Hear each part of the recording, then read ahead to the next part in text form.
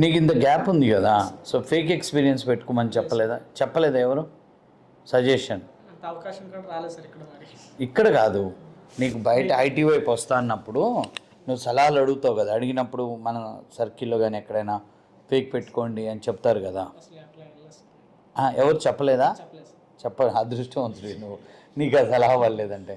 So నువ్వు ఫ్రెషర్గా eligible కాదు, నువ్వు ఎప్పుడో 2013లో పాస్ అయ్యావు, ఇది 2024 అంటే 11 years అయింది. నీకు ఎక్కడ నువ్వు ఫ్రెషర్గా ఏడా వెళ్తావు అని ఎవరైనా అన్నారా ఫ్రెండ్స్లో కానీ? కామెంట్ వచ్చిందా రాలేదా? వచ్చింది సార్. మ్యాక్సిమం ఈ టైంలో ఏందిరా బాబు అన్నారు సార్. ఈ టైంలో ఏంటి ఇంత గ్యాప్, ఇది కష్టం అన్నారా? అప్పుడు నువ్వేమనుకున్నావు? కొంచెం డల్ అయి ఉంటావు. ఆలోచించుకుని మళ్ళీ ఒక 2 days తర్వాత మళ్ళీ రికవర్ అయ్యి ఏదో వచ్చినోడు అంటున్నారు కదా సార్, జాబ్ కొట్టుకున్నాడు నీ కళ్ళ ముందు. వాళ్ళని బట్టి సో ఇన్స్టిట్యూట్లో ఐటీ స్కూల్లో నీకు బాగా నచ్చింది ఏంటి?